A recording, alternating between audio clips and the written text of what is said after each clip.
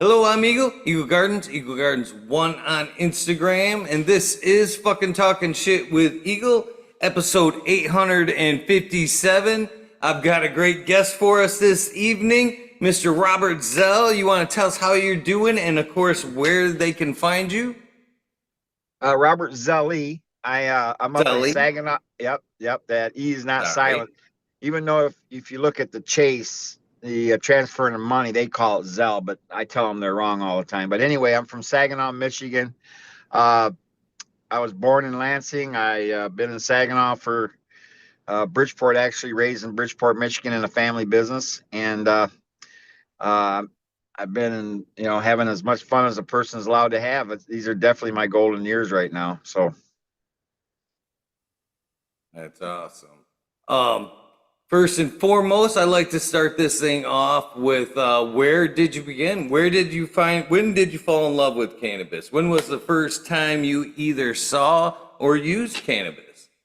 Well, it's interesting. I was a senior in high school, and a friend of mine, Greg Lieber, said, "Hey, we got to go down to Ann Arbor." And he says, "There's a guy there I want to meet. His name is John Sinclair." And that was 1972. And so him and I jumped in a car, and we actually went to the very first hash bash in 1972. But I will tell you that I didn't smoke at that time because I was a senior and I was on the baseball team, and I couldn't do it because I would have got kicked off the team. But I wanted to go meet John, but I was also very rebellious, and I never liked anyone telling me what I can do and what I can't do. And so I was always pro cannabis since I was 17, and been involved in the industry for over 50 years. That's a long time. That is a long time. How so the first hash bash, that's incredible. Can you tell me what it was like? What was it like being a part It of was it, it was basically ma- history? it was main it was mainly Vietnam veterans. Um, uh, and the whole thing, the story is this gentleman went to jail for two joints. He became kind of legendary among the talking people out here, and this friend Greg Lieber, who is still alive today, good friend of mine still to this day, convinced me to go down there, and and it was only about 2,000 people. It's nothing like I was at this year's too. I've been at probably altogether. I've probably been to 20 of them altogether. I didn't go to all of them, but I've been to at least 20 of them. But the first one was a very peace, love, type of thing. There was no smoking there. There was too much police. I think there's a few people that were sneaking here and there, but it was pretty cool meeting John Sinclair for the first time, and actually maintained a friendship with him for all these years until he passed. That's pretty awesome in itself, right there. So, when was the first time that you actually did consume cannabis? Well, I graduated. My senior year was kind of a bummer. I broke my wrist in football and broke my ankle in baseball. So, heck, I could have got kicked off the team anyway. But really, it was there when I discovered that cannabis was an amazing medicine. Um, I broke 9 bones in my life playing sports, racing cars, all motorcycles, snowmobiles. And the only medicine that I have used is cannabis and CBD. That's it. I haven't taken a bottle of aspirin my whole life. I don't believe in any synthetics, any type of drugs. And I will admit, the first 20 years that I smoked cannabis, I didn't realize it was a medicine. I did not realize it until years later when I started realizing, hey, man, I've had 3 knee operations. I've, broke both ankles, and I don't believe in any of the pills, any of the pain pills, or like I said, I don't take aspirin or anything. So I started realizing that it is a medicine. Then I discovered CBD along with THC. That's the best medicine there is right there. very underestimated as medicine, I think. It's been brought to the forefront. I think people still underestimate cannabis as a medicine for some reason. Well, I do believe this. The industry needs to focus more on medicine, not recreational. I really believe that. I think we make a mistake there by even calling it recreation. When I was fighting in Lansing, I wanted it to be called adult use, not recreational, because I knew that the system was going to say, oh, it's for kids. Well, that's why I didn't want it called recreational. I mean, I fought hard I wanted it to be called adult use. And I felt as an adult, don't tell me what I can do and what I can't do. If I want to smoke a joint, I'm going to do it. And but they call it recreation, and I really believe the industry's taken a hit because of that. In Michigan here, back when we were focusing just on medicine, we were getting 2,000 a pound, for the medicine. And then when it went recreational, then we gave everybody the right to grow 12 plants. Man, the prices went right down to $600 to $1,000 a pound, and I really believe it. We need to focus on medicine. We really do. It's an unbelievable medicine, and we need to we need to really even get involved with as far as the science and the research. That's why I really believe this Schedule 3 is important, because now we can do research. So I can sit there and say, hey, this strain here is good for arthritis. This strain here is good for lupus. This strain here is good for sleeping. This strain. So once we open up the science and get the universities to look at this, I fought for years to try to get University of Michigan to do the science and do the research. And I mean, I talked to over 100 doctors there to do this, and they wouldn't do it because they were afraid they were going to lose their federal license, or they were going to lose their ability to be doctors. But I really believe it was because of big pharma. I really believe that with my whole heart, because they really control the industry. And but now I say it's time now that our growers start growing for the science, grow for the research, get it into the universities. They'll pay you bigger money too, by the way, than the locals. And I also am a big supporter of the caregiver. The caregiver really grows the best medicine. I don't care what anybody says. I've been in the industry. I set up some of the biggest grows. I've done a lot in the industry. I sold a natural nutrient in the industry with some of the top growers in the country. And I really believe that the caregiver puts more time and energy with the 72 plant than the 1,500 plant. And I love, of course, being in the industry and the 40,000 growers in Michigan alone. I always got a kick out of it, because because I was a judge too for cannabis, they'd say mine's the best. It's the best. Every grower thought their stuff was the best, but it's the ones that didn't tell me their stuff was the best. But what I did is I love the fact that a good grower is so connected to his plants, music, talking to them. I mean, those are the growers that I really admire, the ones that really appreciate the plant, study the plant, and I almost feel guilty when they have to cut them down because they're like family. So, I but really believe that's what makes everybody think theirs is the best right there is that relationship that they have with the plant. And I believe the plant has a relationship with you as well. So I think why them growers or growers think theirs individually is the best is because they've worked with the plant. The plant has kind of fed off of them a little bit and actually produces chemically what that individual needs. So what may be the best to me may not be the best for somebody else because it's not as individualized. You know what I mean? That plant exactly. hasn't spent time. So I think that's why every grower kind of thinks theirs is the best is because that plant has tuned right into them and kind of, you know what I'm saying? Oh man, Uh, exactly. And I actually love the confidence in the grower claiming that he's got the best, because that's, you got to believe that if you're a grower. But again, it's like anything else. When you brag about something a little bit, usually it's not. what you brag about. So the growers that I really got in tune with are the ones that knew in their heart, in their mind, that their stuff was the best. And I also like the growers that really focus on the medicine, making sure that these veterans, these people out here that needed it, got really good. And I'm also, let me just tell you this, one of the problems with the industry, and I fought with the industry and I still do, I do believe the caregiver's product needs to be tested, because I do not want any synthetics or any pest control, any fertilizer in my medicine, period. So I always kind of upset the caregivers, and I also believe they should pay tax. I I'm a believer that in this America, you sell something, you should take the money. But here's what I tried to do in Lansing is I tried to get the money, the tax. I actually said 17% when I started negotiating, and it went down to 9%. But I wanted the money to be earmarked for roads and veterans. So in other words, it didn't go in the general fund.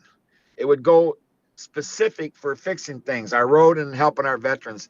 And that's what I was trying to push. And again, big pharma and the political machine out there. See, here's the problem with the political.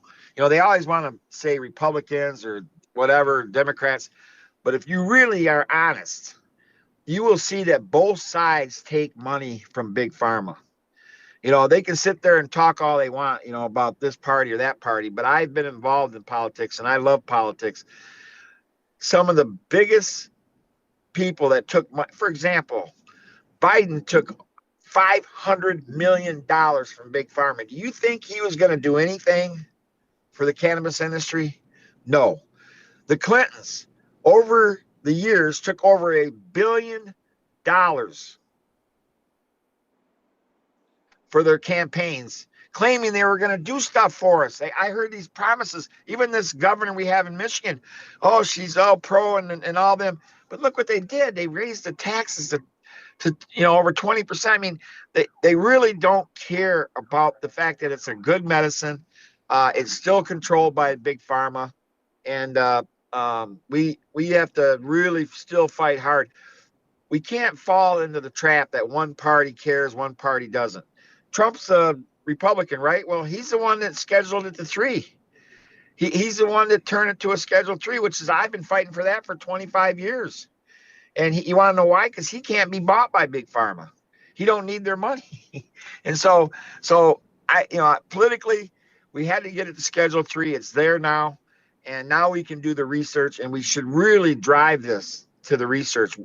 We should have a lobbying group, and I am working with George Burko and a few of them on this, and Jamie Lowell and some of the, we've lost a lot of pioneers in the industry, but we really need to get into these universities and get them doing the trials and the research, because that's when we can take it and put it into a prescription for a veteran that's having all kind of issues, or a person that's sitting there with lupus or brain cancer. We need to be able to make this a prescription for people that have all kind of medical issues, and until we get the research, it's not going to happen. I agree. Well, I agree 100%. In fact, when Michigan decided to have its medical system started, there were a lot of people that had reservations about getting their card. And I kept telling people that we need those numbers. Research dollars are built by numbers, and unless we have Exactly. the numbers, there'll be no dollars for research. So yeah, Exactly. I plead with anybody I still plead with anybody that's on the fence about getting their medical license. I feel it's still a very important thing to have in I, today's I just cannabis took a world. good friend of mine. I met her as a grower years ago, and she hasn't had her card for a couple years, and I just took her to get her card Friday at Vehicle City. Every Friday they have a doctor there, and but I do think that we've got to, again, get more people buying into the idea that they need the medical card, and that will drive I think, again, when you have 150,000, 200,000 patients that are in need, if not more. I mean, one of the things I love about cannabis is really it serves the masses.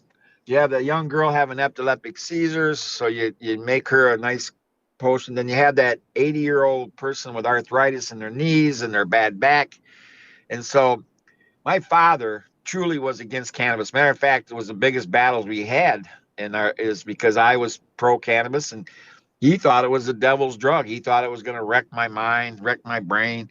He thought it was going to lead to other drugs, heroin. And I don't believe in any other drugs, none, cocaine, none of that stuff. I believe in cannabis and CBD, but we need to really help the season. I call it the seasoned citizen market. Those people have the biggest issues. They really do. Their back, their knees, their back. They got all these different issues. That's the segment of the population that really needs our help with the medicine. They've taken all these dumb pills. They're taking all these pain relievers. They're getting addicted to. I got friends of mine that were hooked on OxyContin, Vicodin, all the bull crap that they give these people. Yes, for pain, but man, and if they just got a good topical for their muscle or their bone, and I mean, there's some really good topicals out there. I mean, that's the blessings that I have had is working in the industry. I've got to work with some of these people. I got a story, one of the hash bash stories. This was an amazing story. It was probably 20 years ago, maybe 15 years ago. I was at hash bash. Well, it was supposed to be cold all day, so I wore these boots. Well, it turned out nice. And the next thing I know, Ann Arbor is all hills and stupid, and I was getting cramps so bad, and I looked over and I see this green cross on this tent, and I literally crawled over there, and her name was Tanya, and her company is called Sweet Dreams, WSEED Dreams, and she just gave me a little bit to try. I told her, I said, man, I got these cramps. I mean, it's terrible, and I kind of walked off to the side. I literally dropped my pants and I rubbed this lotion on my legs and the cramps went away. And I was shocked. And I carry her product with me. I got a bottle in my office. I got a bottle in my cannabis bag. I got a bottle next to my sleeping. Because I'll tell you, you get a cramp, you just rub this in it. And I'm telling you, the cramps go away. She's got 6 products all together. She's got a product for muscle, bone, ligament. She has a pain reliever. She has a renew skin to help people with scars or things. And it's amazing. And these products that she's got were actually, she had a science person at University of Michigan help her create these products. But she's got it in the VA. The veterans are allowed to use it. It's still not a script, but she's got it in there. But she really has an amazing topicals that I believe are some of the best that I've run across in the industry. Everybody that I have given that product to, I don't sell it, I give it away. It helps. My father, at the end, he lived to be 92. It helped him with his and my uncle, both of them. It helped their legs. It helped their back. Helped them. I got them taking gummies. They never would smoke a joint, but you know what? That gummy helped my dad's appetite. It helped him sleep. And so yes, that's why I believe in the medicine so much. And plus, with what's happened to me, breaking 9 bones, I mean, I'm 71, and I don't know of a lot of 71-year-olds that can even keep up with me as far as the way I live. I mean, I can't even, I'll tell you through this story tonight that I'm doing a lot of things that I think your audience will be impressed with. I kind of pivoted toward hemp. I think I shared that with you a little bit. So, but I'm still a big believer in cannabis. I still use. I'm a hash man. I'll tell you my hash story if you're interested. I was I don't want to use names, but I will use a little bit here. I was at a University of Michigan football game. I was 27 years old, and I got down there on the sideline, hanging out with just on the sideline watching the game. And then afterwards, I went to a party, and it was all football players and cheerleaders. And actually, it was during Ricky Leach's era. He was the quarterback. And what they had a block of hash on the table, and they lit that block, and it stayed lit all night. Now, I'm older than all these 18, 19, 20 year olds. So I just sat there all night. I'd go stand over the block, take a long, nice long poke. Um, uh, then I go sit back in the chair. I sit there and watch all these football players and all these cheerleaders. It was an amazing night. I watched them literally carry out Ricky Leach. He was so snockered with alcohol. He played football game that day. They ended up beating Virginia, I think the team was. And that night he was. They must have been doing shots in the back room or wherever, because they helped him get to his dorm that night. But that's where I was introduced to hash. Is at that time, and I just loved that. It was such a mellow buzz. So I like my hash. And I really truly believe the best hash there is right now is a guy out of Vehicle City, Mahama. He has Lebanese, and it's the best hash there is. I mean, I that's what I smoke. I put a little chunk on it, light it up, and boom, and it's a perfect buzz. It really is.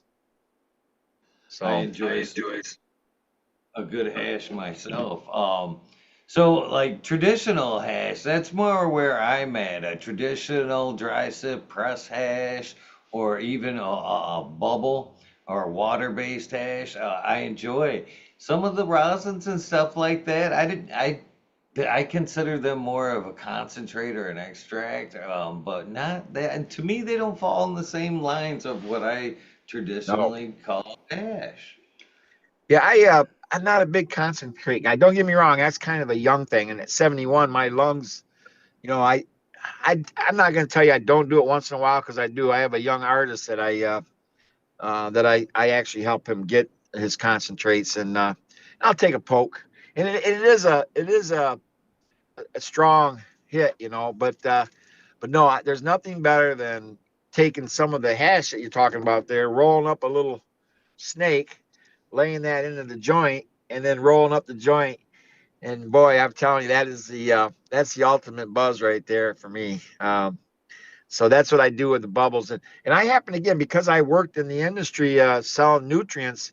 Man, there are some amazing hash guys out there. Doc Deadhead was the best. His hash was the best, and everybody in the industry knows who he is. I saw him at actually Hash Bash this year. I haven't seen him in quite a while, but that's one of the nice things about going to Hash Bash, is catching up with all the people you've. I was considered a pioneer. Rory Gould, who was an amazing guy, he's no longer with us. We've lost a lot of pioneers, but he considered me in the top 50, because I did sign the petition at the first Hash Bash, but they had to take my name off because I was only 17.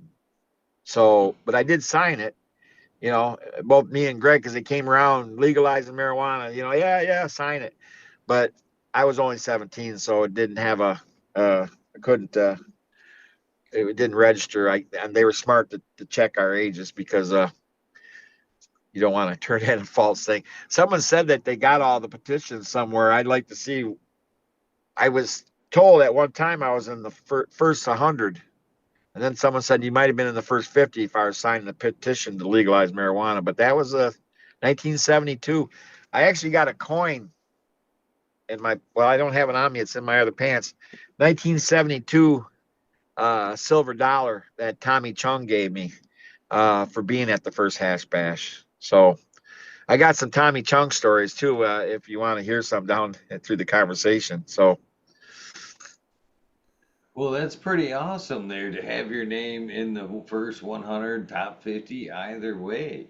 Politics has been a big part of your life, and activism for cannabis and hemp, both. Hats off for your fight. But did it start then? I mean, exactly then? I did that, or when did it actually come more into effect? it's my rebellious nature was always there at that age. At that time, the Vietnam War was coming to a halt. Uh, so I was always I didn't want them telling me what I could do and what I couldn't do. I was always a rebellious kid, and I didn't even smoke, like I said, but I just thought, hey, if a guy served this country, if I'm 18 years old, if I'm an adult, don't tell me what I can do and what I can't do. So it started out that way, and then next thing I know, back then it was just Mexican weed, really. And I got in, mainly you get an eighth a pound of seeds in those days, eighth, in your in your ounce.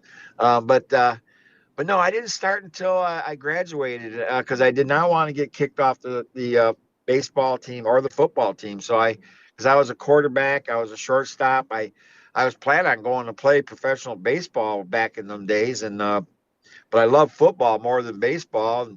And but when I broke my wrist and blew out my ankle and then blew a knee before I was 18, I lost all that chance to going to play pro baseball.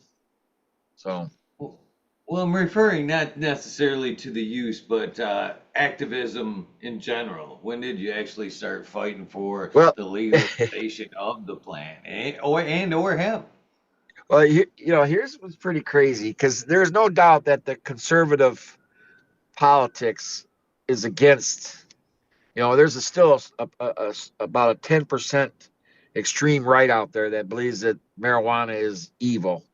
And so I still stood on the right in most of my politics. My senior year in high school, that was the year George McGovern and Nixon ran against each other.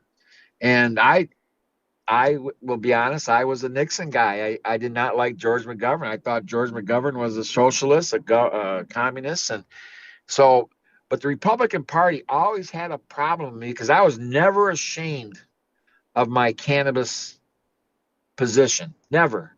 I always stood up for cannabis, even in the 70s, 80s, 90s. But the Republican Party, they were controlled really by the Christians and the extreme right. And so I fought my own party for years. And always, my dad always thought I was a liberal because I always cared about helping the poor. My dad always thought I was a Democrat because I had this passion to help people, and he didn't understand that compassion doesn't come from a party; it comes from a person. No one party can have control of compassion. Uh, there's just no way because it has to come from an individual. So don't matter if you're Republican or Democrat, if you got compassion and helping people, and I've been doing things. Go back to my high school year. Well, my government teacher, Bob Hanley, had a picture of George McGovern behind his desk. And I thought that was wrong because here's a 16, 17, 18-year-old kid that's being influenced by a teacher. And so I went to the school board and I had him taken down.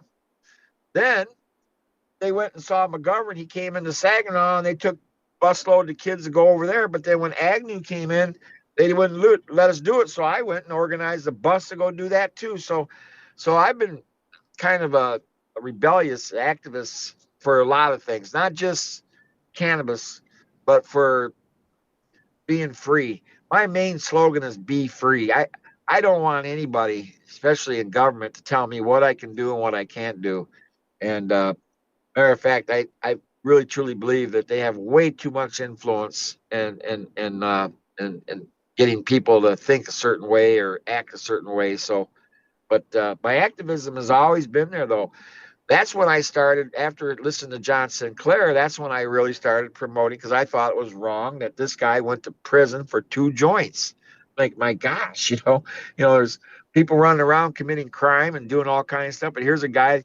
So when he got released, that's where it all started. That's where the 420 and the first week in April every year we celebrate him and his honor, rightly so, for leading the way to legalize it. But activism has always been in me. I've always been rebellious. I have fought the Republican Party. I have fought the Democratic Party. I mean, I just I'm just a guy that likes I love being an American, but I want to be free and not being told what I can do and what I can't do. I just don't. I've been battling the insurance industries for years. I've been battling corporate America. Not more. My battle's not too much with the unions on the corporate side, but the government unions. I have a real problem there because there's no profit in government, and so I just feel like what are they fighting for? More money, less time, and suddenly teachers are only working $210 210 days a year instead of I think the school should be open all year round. I think it should be open to the community, but that's a whole nother story. But I'm an activist in many ways, many ways. And my hat's off to you for that. A lot of people tend to be passive when it comes to politics and fighting for what they believe in. It's kind of heartbreaking, to be honest, especially when it comes to cannabis. We all wanted it to be legal, but a lot of times people do miss the poll dates and important bills and whatnot. So. We should actually go back and, and overturn the law of 1937. That's when they took hemp and cannabis and made it illegal. And that was fraud. That was fraud from the word go.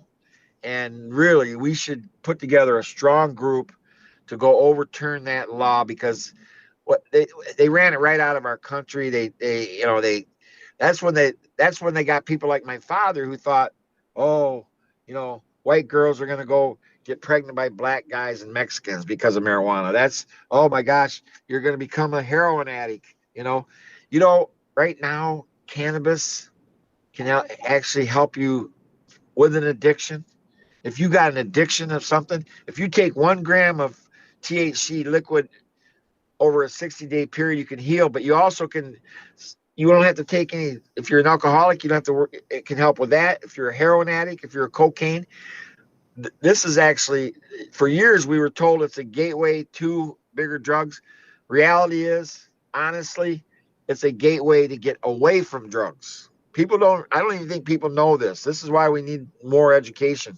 You can literally break any habits you have by just replacing it with cannabis liquid or RSO, which is Rick Simpson oil. And I have seen that work so many times. And we we uh, we really got to not let corporate media, the politicians that are controlled by the lobbyists, tell us what we can do and what we can't do. It's a battle. It really is. It is. So I guess one of my next questions for you, I guess, is how do we keep big pharma out of, future cannabis? Well, it's going to take um, courage. It's going to take, uh, uh, like I said, once the research starts coming and we start educating people on the benefits and and it's going to take a lot because there's two lobbying battles that I have. One is big pharma, and the other one, believe it or not, is trial lawyers. And I know I get in trouble for this one, but trial lawyers make money when people get busted. Trial lawyers make money when crime. So they want to keep it as a crime. So those are two industries that need to be reformed and really we got to find a way to take it down. We really do. It's those two things right there is where I really have my battle. And here's the situation: you have lawyers in both parties, so you're up against both parties, and then both parties take big pharma money. What we got to do is literally call out these politicians that are taking this money. We really do. When I hear someone say, "Oh yes, I'm gonna," I believe in, you guys can smoke, and yes, it's good, and then I hear where they took $100,000 check from them to go out and and campaign. Well, we got to call that out. We got to say, hey, wait a minute. It's not just see, we can't be on one side or the other when it comes to cannabis. We have to be on against both sides, and that's what I've done. I'm serious. I have been treated really bad by the Republican Party, but it didn't change who I was as a conservative Christian. It didn't change me. I believe that I have more uh, belief in what I'm doing and my governing values on the right than I do the left, and so that's why I stay here, even though even though they didn't accept me and they didn't like me. Today is different. Today is different. I'll say today's different because we got it legal. I'm very involved. Uh, I'm still not happy with the Republican Party here in my Saginaw territory because I don't believe they have a vision. I don't see how they're helping education. I don't see how they're helping crime. I don't see how they're helping entrepreneur spirit. I see a country club clique and they like getting together and they like doing this and doing that. Well, so I'm kind of, I have my own office in downtown Saginaw. I live in downtown Saginaw. I'm in one of the highest crime areas in the considered, especially here in Michigan, Saginaw. But I figure I can't help this city by living on the other side of the bridge. So I live here. I have my office here, and I want to demonstrate compassion to these people where they'll listen to me. And so I'm trying to work both sides. I'm working the Latino community. I'm working the Black community, and of course I'm working. Mainly, my objective and goal is I'm troubled by the youth. The fact that we have in my city here, I have 12,000 kids without a father in the home, and I got 19,000 in poverty, and then 5,000 moms that don't have work, and so and that some of them been in welfare for 5 generations. And so how do you break that? And so that's what I'm trying to do is make everything local, trying to figure out what I can do here locally to fix that. And I have a plan, believe it or not. I actually have a plan on education, crime, and entrepreneur spirit. So Let's hear. Can you share part of it, or? yeah, uh I was raised in a family business. My father owned a case dealership and heavy equipment. My grandfather actually started in the 60s. My father took it, and we had 3 dealerships here in Michigan. So I was raised in business. Um, but I've been an entrepreneur my whole life. I've always started this and worked this and did this business. I've been, I always been an entrepreneur. At this stage of my life, I bought a drone dealership, which the reason I bought a drone dealership because I've been working with this natural nutrient that's actually manufactured right here in Michigan. My company is called Plant Life. I have actually 3 companies. Plant Life Group is a holding company. Plant Life Revolution Drones, and this is the drones that are big to go out and spray the ag market, golf courses, vineyards. And then I have Plant Life aerial applications. So people hire me to go out and spray their fields or their golf courses or their vineyards or their orchards. And then I also have a business that sells the nutrients, which is Revolution Nutrients. These nutrients are really special. I ran across them in Midland at a entrepreneur place. A friend of mine had a 10-acre organic farm, and I wandered in this lab, and a guy was sitting there, and he said he could improve my yield of my tomatoes 70%. And I'm like, really? I just caged up 2,000 tomato plants. And he said, no. He says Michigan State's done these studies, and Saginaw Valley did a study, Ohio University, and they show a 70% improvement in yield. So I thought, wow. So I took this product and I started spraying our 10-acre farm, and I could not believe the results. And this was a plant-based, Omni-approved natural nutrient. And I thought, wow, this is unbelievable. Well, through the years, I took it to the cannabis industry with a good friend of mine, Jim Kostrava, and we set up a company called Organibliss. And we sold our nutrients to some of the top growers in the country. Actually, one of our strains was #1 in the world at one time, uh, grown by the Leaf Doctor from Detroit. And he used our nutrients. Well, so these nutrients are special, and I always had a problem because you have to mix the nutrients right. It's very high concentrate. So, for example, 1 drop in 2 ounces of water, I can, 12 ounces of product concentrate. I can treat 12 plants for a whole growth cycle. And so it was very high concentrate. But the whole science is this: they create a very healthy root system. These guys from Dow went over to Africa for a Christian mission. And one of them happened to be the highest paid scientist at Dow. And he looked over and he saw this tree and he says, holy crap, the tree's green. and there's thousands of them. So he gathered up the seeds and brought them back to his lab, and he studied the seeds, and it's the neem tree.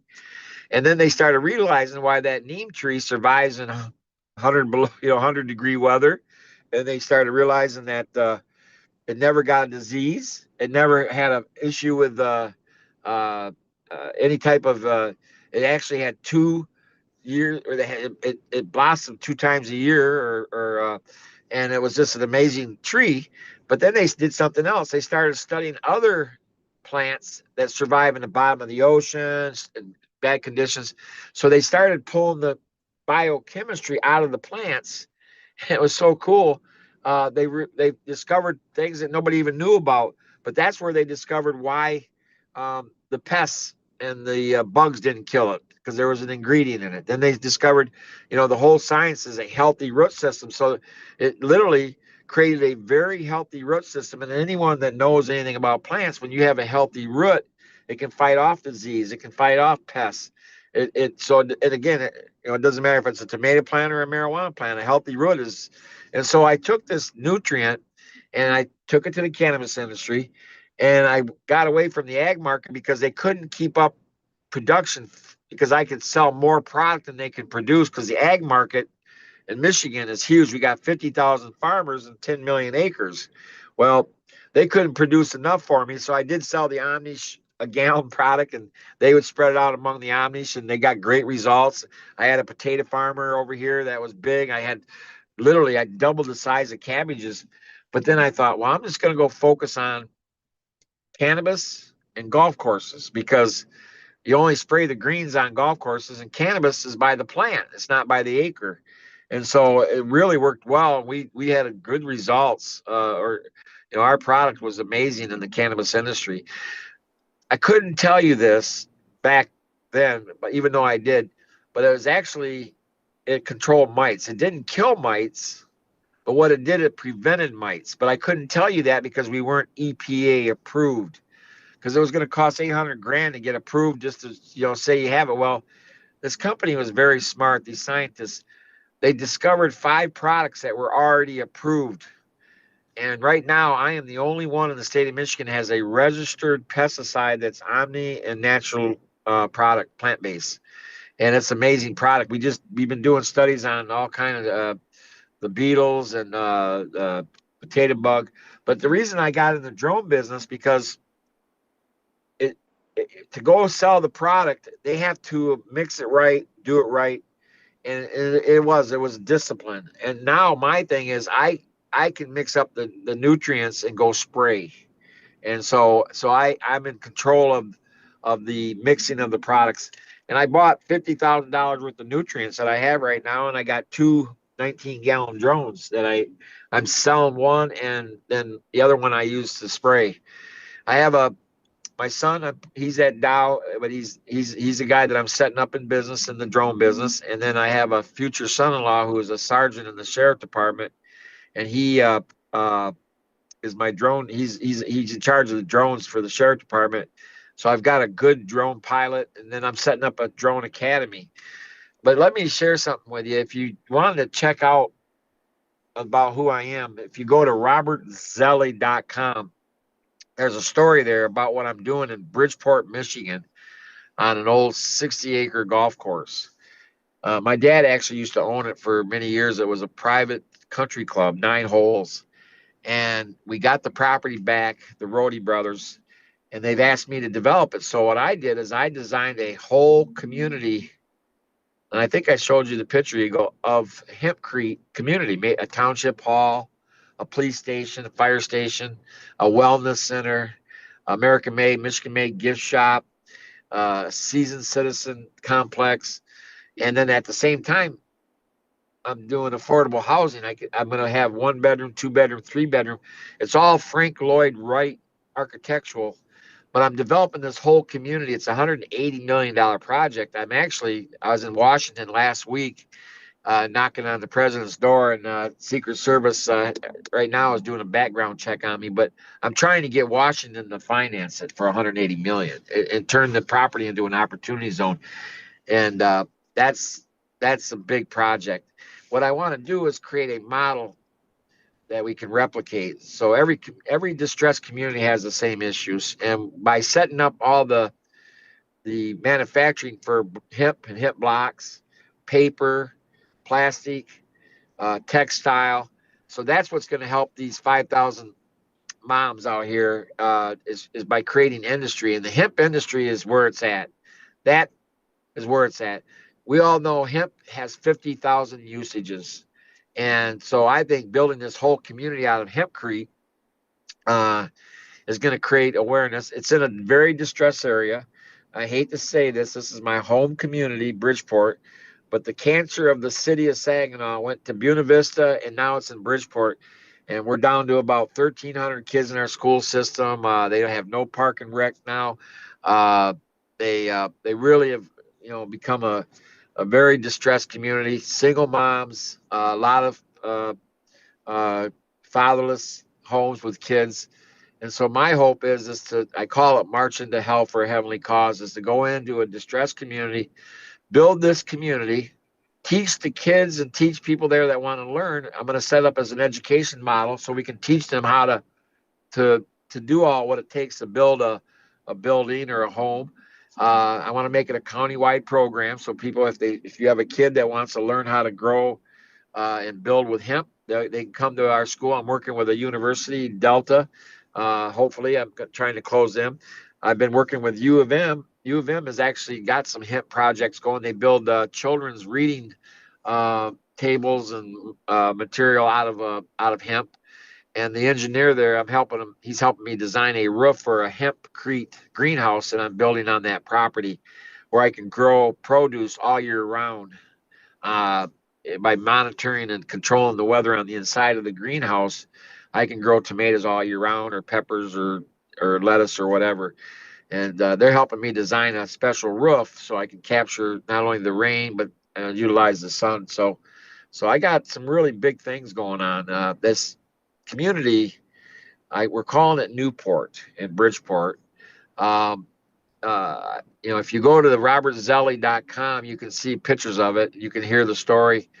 I start out on that robertzelle.com as the story of the American flag. I'm very patriotic. I love my country. I love my flag.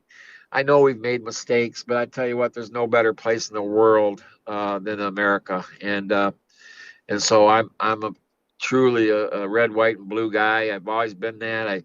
The American Eagle is he's just special in my eyes. And the Bill of Rights and the Constitution, they they are, well, we're 250 years, and we're still trying, but we got to be careful, or we're going to lose it if we're not careful. So, but the hemp world is where the entrepreneur spirit is for me right now. Plus, my drone industry. Here's what's kind of neat too, to think about this too, Eagle. Right now, most batteries we have to buy come from China. Hemp, there's an ingredient in hemp. I can create a battery 8 times stronger. And right now in my industry, drone industry, it's all batteries. Uh, Everything's batteries. There's a company in Bridgeport called Amigo. You've seen them little uh, portable or mobile wheelchairs. Well, that was invented right here in Bridgeport. Al Teamy was the plumber, and he was my dad's best friend. And he had a wife that had MS, and so he uh, he created this little mobile thing for her to get around. And the idea was so good. My dad actually gave him the money to start, and he built an Amigo. Today, they're actually manufacturing and shipping 100 every day out of Bridgeport. And guess what? They have to buy all their batteries from China. It's battery operated. Wouldn't it be neat to have a battery manufacturing right here, where we could create a battery 8 times stronger? Hearing aids. There's a company out of Wisconsin that's been doing research on that. Wouldn't it be neat to be able to create a manufacture a battery right here in the United States, where we could supply the drone industry, supply the mobile industry, or whatever that needs batteries, lawnmowers, everything. So I again, that's another thing that people don't even know about as far as hemp. What that product can do. It's truly a plant, a gift from God. Nobody understands that. the way Jack here did, for example. Jack believed in hemp, and we wouldn't have to buy anything from anybody. Matter of fact, when I did run for office in the last election for state house, I had all my material printed on hemp paper. There's a 3 generation family uh, printing and paper business in New York, and so I ran across them at one of the big cannabis expos out in, I think, maybe Vegas or Colorado or wherever I was at, Seattle, and so I started buying hemp paper from them, and then I went to Staples and tried to get them to put it on their shelf, and they were doing research and this and if they could print on it, and I haven't followed up with it, but I'm eventually hemp paper is going to be really special, I think. And matter of fact, I'm starting a little paper called the Beacon in Bridgeport, and I want to do it on hemp, and I can you can recycle hemp paper 7 times. So if I can find a way to capture I'm doing a 5,000 mailing to sell this idea of this hempcrete community, and but it'd be really neat to be able to. So I'm thinking about either free Slurpee, free ice cream cone, or something, just so they would bring that publication so I can recycle it. So that's kind of one of the neat things about hemp paper is you can use it 7 different times. So, but no, I wandered a little bit here, but no, I'm an entrepreneur by nature. So I love the entrepreneur spirit myself.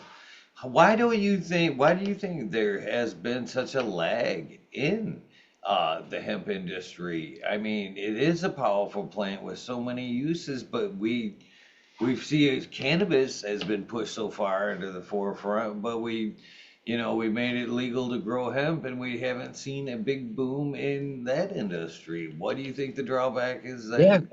I think it's politics. I hate to say this, but we have got it registered now at a where you can build homes in the United States. Trump actually it was legal in 25 states in 2016, and Trump legalized it in 2018 for all 50 states.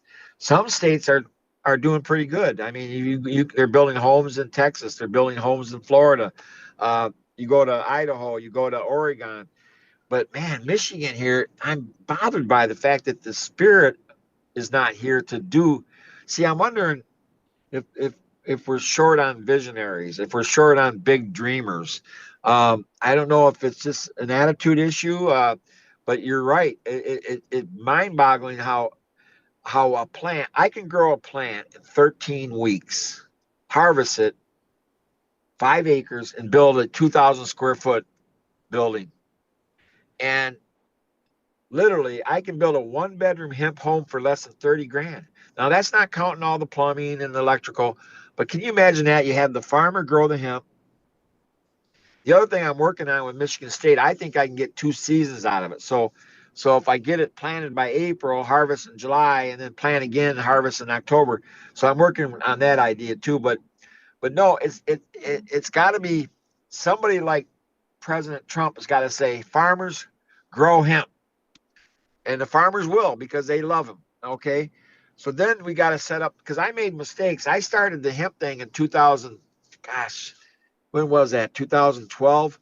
But what happened was I was growing for the CBD oil, and I made a mistake because the farmers.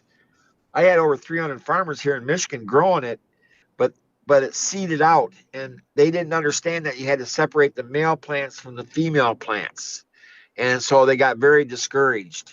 And then, of course, the state of Michigan had $1,000 licensing fee.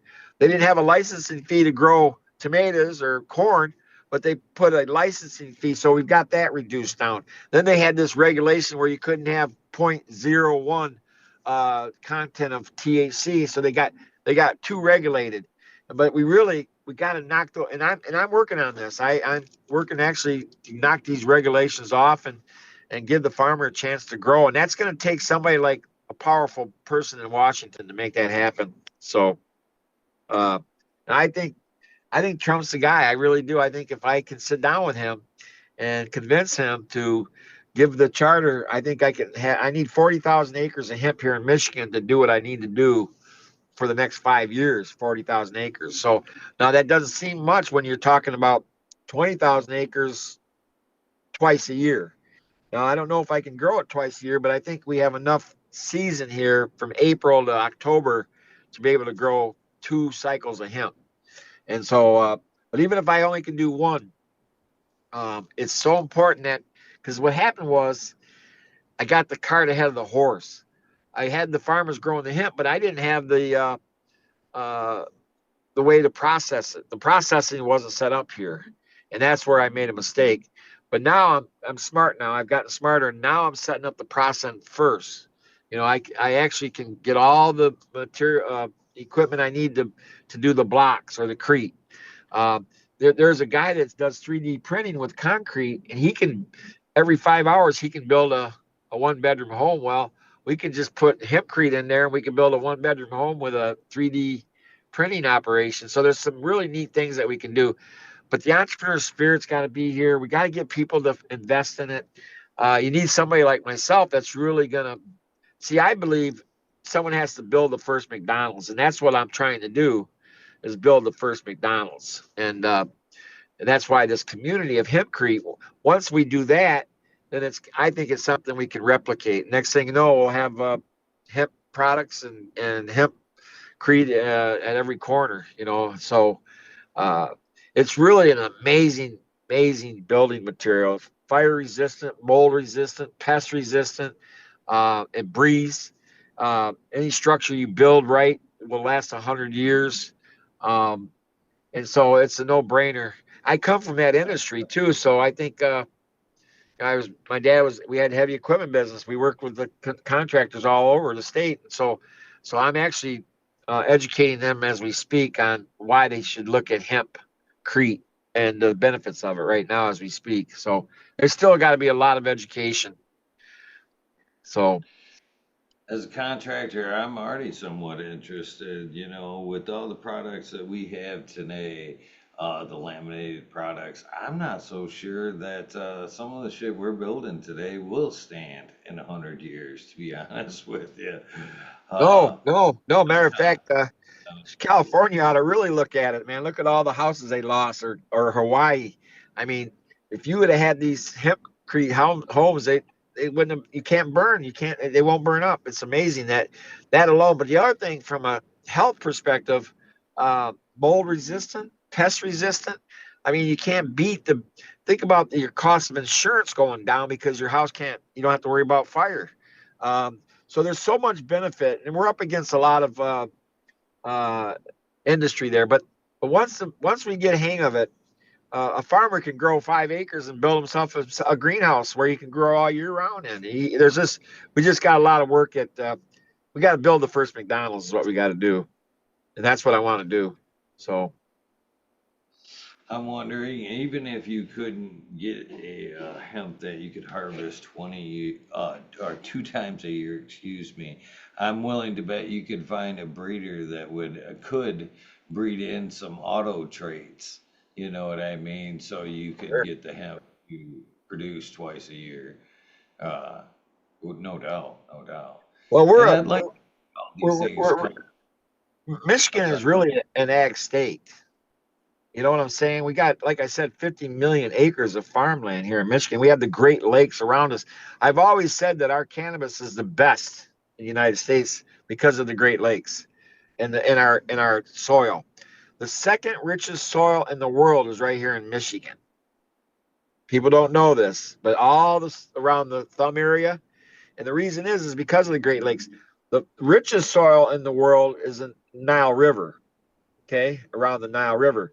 The second richest is right here in Michigan, and we have this here. We never should have been we went automotive and Rust Belt, but we should have always been an ag because we got Michigan State here, and they're really big in doing all the research on the agriculture. So, and there's so much more that we can do with, like I said, the plant itself, not just in the construction, but insulation boards. I mean, they're doing things all over right now. It's just amazing what they're doing with hemp.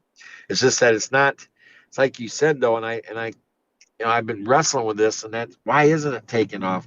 Where's the entrepreneurs that can create a great living producing plastic. Plastic is biodegradable. It actually, we're all complaining about plastic, in all these, lakes and rivers and these big dumps. Well, if you use hemp plastic, it becomes back in 6 months. It goes back to nature, so it's biodegradable. So I'm not an environmentalist, but hemp is an environmental. It's probably the most beautiful plant that ever was invented, and then cannabis sister came right behind it for medicine. So between the hemp plant and the cannabis plant, I think we have something very special, and we got to educate. We've got to get the systems that are in control. We got to call them out. We really do. Uh, the alcohol industry's really been fighting this too, because wherever they've opened up cannabis, alcohol consumption has gone way down, and so I do see where some of them are now selling cannabis drinks, where you can have a glass of orange THC. They're starting to come with that, but no, that's the thing I want to promote. Eagle is the entrepreneur spirit. I really do. That's what I'm in search of. I'm a John Maxwell certified trainer, but I'm also a big believer in Napoleon Hill's teaching of the Mastermind Alliance. I have done the fire walk with Tony Robbins. I'm a big believer in the great game of business, as far as making sure everybody's fair and there's no corruption, no behind the scenes. But Maxwell teaches to build wealth. And by the way, there is no wealth builders. That's the problem we have right now. There's no Carnegies, there's no Rockefeller. We need wealth builders. And to create wealth, you need 100 souls. You can't do it yourself. You can be rich by yourself, but if you want to create wealth, you can't do it yourself. I don't care how smart you are. The great leaders understood this. The Fords, all the high people in the industry, they understood that they were not capable of doing it themselves. So they had to go out and bring in other like-minded people.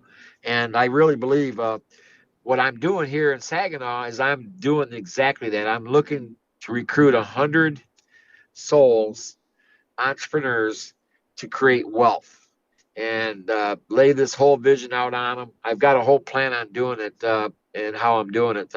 I've created multiple mastermind alliances, which starts out as vision boards, and then I have, matter of fact, two good cannabis attorneys that are helping me. Jamie, I know, is not an attorney, but he works real close with Michael Camoran. Michael's my attorney that's helping me design this whole structure and how I'm setting it up and how we're going to do this. We're going to create wealth, and yes, I expect to. As long as I'm still breathing, I'm moving forward on all this. So you would think it'd be easy to come up with 100 souls, as far as pushing the dream forward with hemp and cannabis. There, is that where you at? I've Where got do you I've stand got now? I got over 600. I, have you ever heard of Strength Finder 2.0? I have not.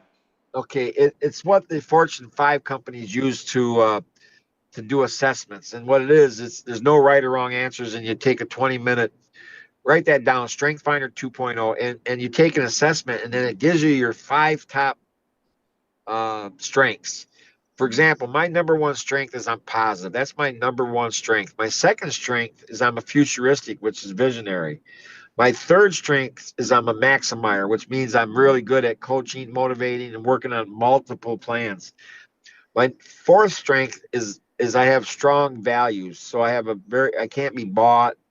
My fifth strength is an arranger. So I'm really good at arranging, bringing things together. But I like my sixth strength the best, and that's the strategist. So I won't work with anybody. I set up a big grow in Chesney, Michigan, and I set the whole thing up. I organized everything, the growers, all the pieces. And there was a guy that literally, we raised over a couple $1 million to set up this grow out there, and they decided they didn't want me on my own team, and so even though I maintain ownership. So I put that idea together, and it was really coming together unbelievable. I had some of the best and the brightest.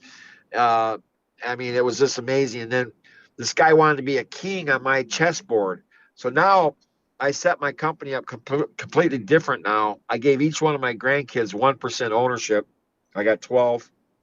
I have 5 daughters. I gave them each 5% equity owner, and I gave my son 10%. And so I got it now where nobody can steal the company out from underneath me now. So I had to, but the strength finder, what happens is I won't work with anybody unless it's not like a resume. It's not like a, portfolio. It tells me where your strengths are at. And I want to know that so I can bring it together. And there's another book called The Great Game. Uh, Born to Build is what it's called. It's uh, to help you to bring all these facets together to create the diamond. So I'm in that process right now. So people that are serious about working with me, I ask them to do the Strength Finder 2.0, and then when they do that, then I can see where they fit in. And so I'm building this supporting cast very uniquely. I mean, I have a lot of people that are interested, but I'm asking for 2 hours a week, 8 hours a month of time. And in return, I give them equity position. I do reward them financially. We pay them. So I built this system that I'm hoping really uh, to create the wealth that I was talking about. What's the difference between being rich and wealthy? Well, there's a big difference. My father was rich, and again, I love my father. He was a very successful businessman, but he was more interested in his own richness. Wealth is you care about the community, you care about everybody around you, you want everybody in your organization to become rich. And so and someone said, what's the difference between rich and wealthy? Well, I always said this. I always said, well, a rich person thinks about buying a golf course. A wealthy guy just buys it. So, uh, I'm going to build this team. And you go, I'd love for you to be a part of the 100. I really would. I think you'd be a great asset to this group. So I would like to be.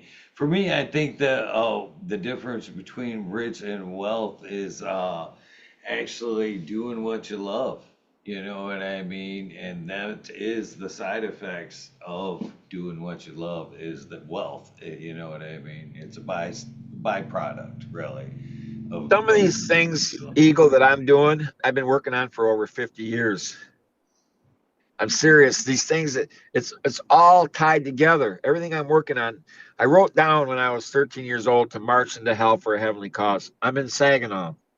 I have an office down here. I live down here. I'm developing this property. I love it. I mean, everybody's like, Robert, I'm 71. I should be in Florida with my brother and sisters living down there on a resort, living But here I'm living the dream. That's what I was saying. I'm enjoying my family, my grandkids. I can do wherever I want. I can go anywhere I want because my dad did really set us up. He did a great job at setting us all up. So I don't have to worry about money. I can invest in 250 grand into a drone business. I can invest money into a printing and an embroidery business. I can lease 1,200 square feet of space here to set up with some retail. I'm living it right now, and I just got to get more aggressive on building this supporting cast. So, so that's kind of what I'm up to. I'm having fun though, Eagle. I really am.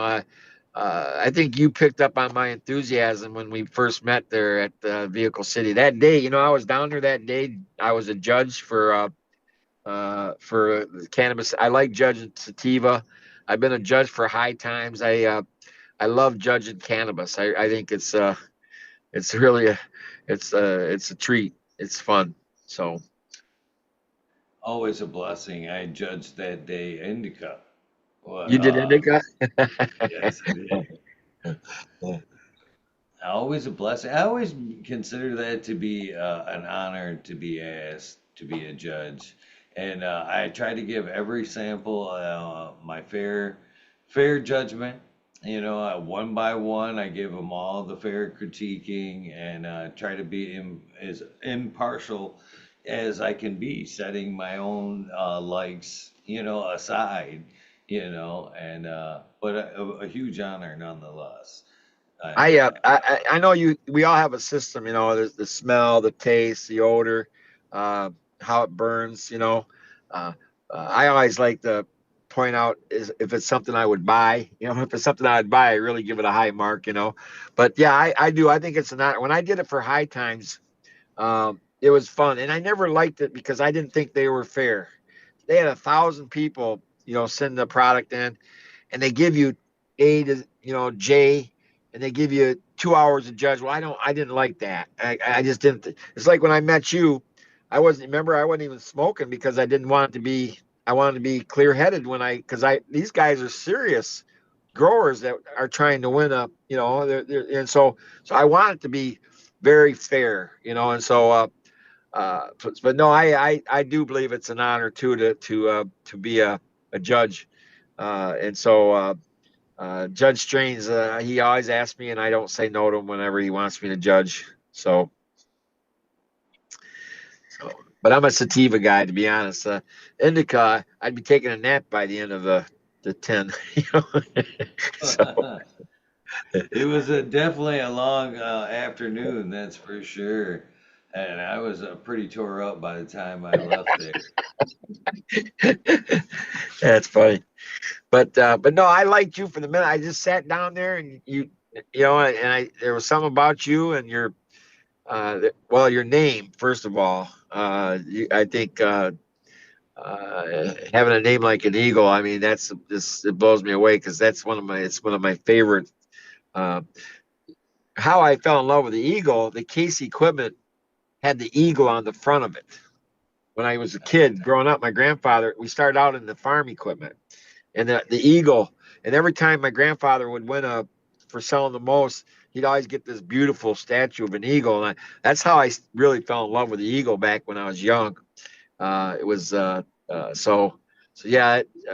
I think that's a really cool name, the eagle. So I think you got something special there.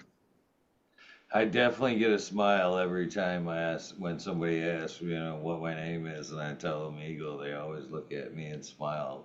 I always, appreciate that. Yeah, so 100%. So where do you see yourself in the near future with cannabis? Do you ever see yourself going back into politics for cannabis reasons?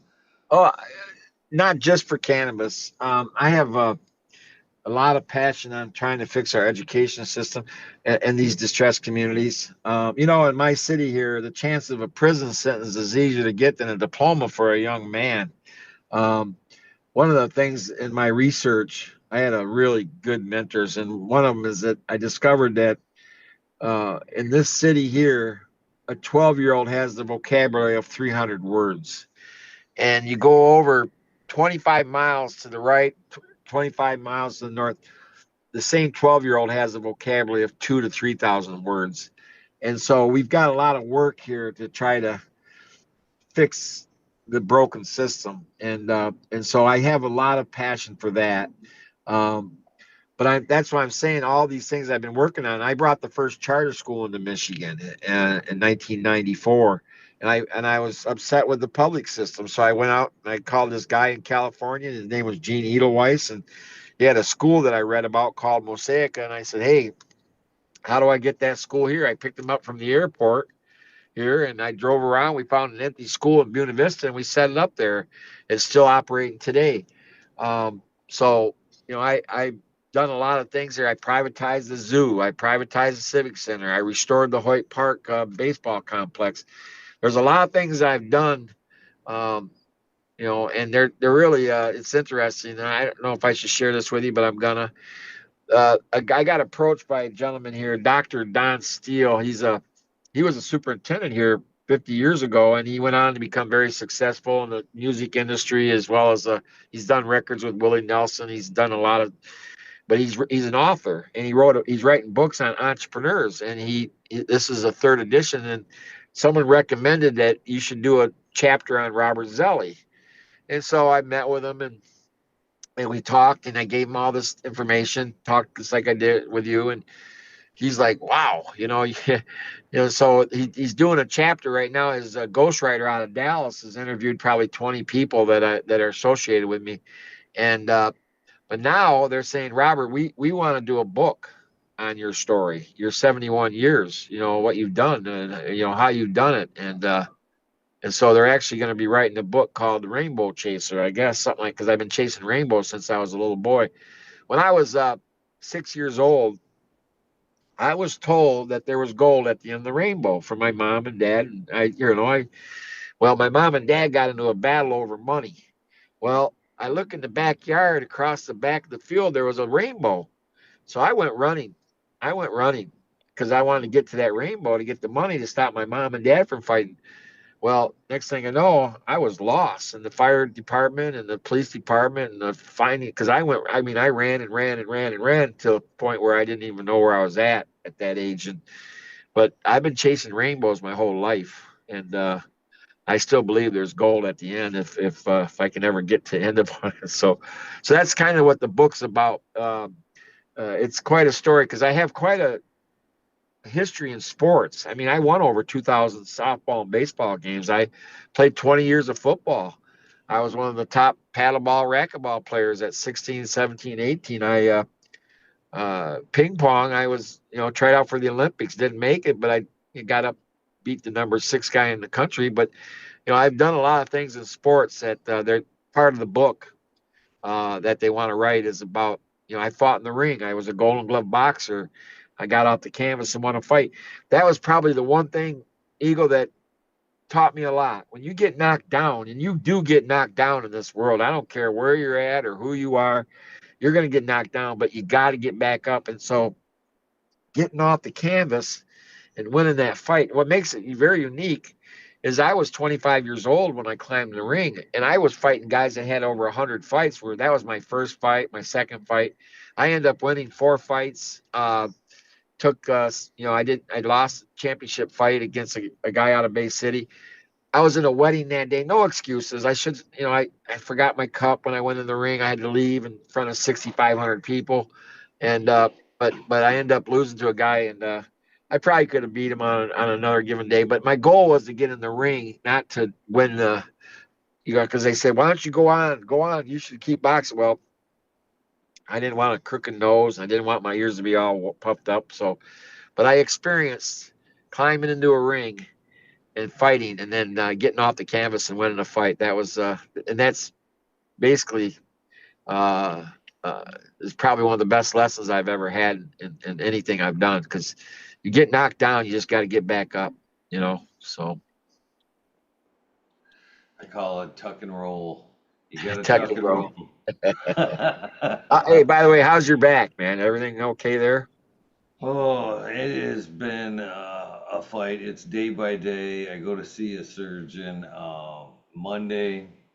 I've been going to physical therapy. Physical therapy hasn't done a whole lot. And of course, I'm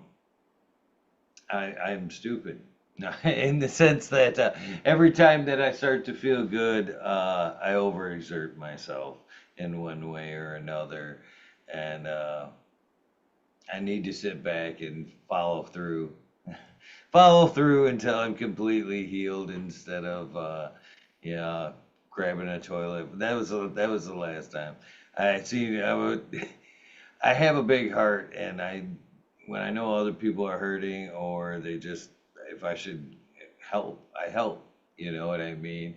And I pulled into Home Depot one day the last time, seen a gentleman older than me trying to load a toilet, and I grabbed the toilet, put it in there, set myself back, Oh and man. it seems to be just something to that effect. But it's at least it's always trying to do something good. You know what I mean? It's never something doing it completely stupid. It's offering a hand Have usually. you told the world yet about something that's really good going on in your life? Have you said anything about that or what? Because I do know who she is, and she is special, so I think it's pretty cool. I have yet to. Um, Okay, I'm not gonna do it then. I'm not gonna congratulate you for it, but uh, but anyway, that again, I don't know your situation, but she would be a great companion for you, I think, and you guys could really do some really good stuff in this world. So, um, so I anyway, very not gonna say nothing else. I agree with everything you said. Very much looking forward to that. I haven't announced yet, but Okay, very soon, very soon. all But right. Well, I'll I just will say I feel like I am a very lucky man for sure. So well that is probably how you got a bad back. But anyway, hey, if you want to check out Swede Dreams, she's got a product for the bones. She's got a product for the back. I mean, she really has some good stuff. So you should get a hold of her. She just moved down to Florida, Jacksonville. She's setting up her operation down there. But she's a Detroit girl, Michigan girl, veteran, and she really has some great. I'm telling you, topicals. It's amazing. And you know what really works good when you have somebody else put it on your back. By the way, you ever tried tickling yourself? My grandfather taught me this. You ever tried tickling yourself? You can't do it, but when somebody else grabs your leg or grabs you, you goose. Well, the energy from someone else's hands putting that lotion on your back would really help you. So it's just to let you know, maybe you probably got some topicals already, but if you really want some good ones, Sweet Dreams is really good. It's really good. There's another guy down in Florida that's got a product called 315. It's a roll-on, and that's really good too. I have those two products that I promote. I have been a topical judge too, but that's hard to judge. But the lady Tanya, she really has, and I'm telling you, it will help your back. She's got one for pain. It helped my father. She has one for bone. Usually back is bone, but ligaments, nerves. But I'll try to get you some. I'll talk to her. I'll be talking to her because she's getting me some products for a friend of mine down in Canton. But we need to get you some. Got to get you some. Have your better half put it on you because you'll find that it will work a lot better when somebody else's hands are doing it. So I'm sure Miss Angel would much oblige. That's for sure. what else can I So, talk about today? What else you got for me, buddy? uh, let's see here. Uh, so, where have you ever grown the cannabis plant yourself? What are Oh some of your yeah, yeah, yeah, favorite yeah, yeah. strains? Well, I want to create my own. I want uh Skunky Comadina is the name I want to call my strain. But no, I love Bruce Banner. It's hard to find that anymore. Um, that's the great thing about this industry now. When I first got in, there was 25,000 different strains. Now there's probably 200,000 different strains. They've breeded it to, this to that, and that to this. Um, uh, so it has gotten stronger. It has gotten. I myself, I like the outdoor grows because it's natural. I've worked with a lot of outdoor growers. We have grown our own outdoor, and but uh, but it's fun. It really is fun right now in this industry because of all the different strains and the different products out there. I'm part of this art club, and we have over 26 artists, and they're the best artists. I'm telling you, in Michigan, there isn't anything we can't do. We just did a big sand sculpting contest. We had over 15 teams. We're famous for snow. We've got alien art, which is pouring hot metal, making stuff. I have a chainsaw artist that can carve anything you want in a tree. I just think art, cannabis, and rock and roll all go together. And but this art club, they actually help me judge a lot of times when there's a lot of product. We sit around and we all sit there and taste it and pass it. But this art club is a very special group of guys. It really is. I'm so glad to be a part of it. A lot of laughs, very talented.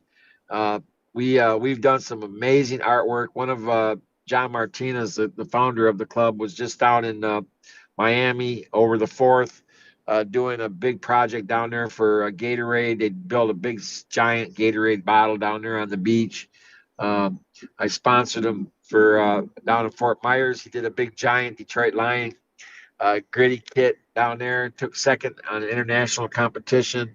Uh, we've done a lot of murals. A lot of You go to Frankenmuth, Michigan. All the art out there is done by a lot of our artists.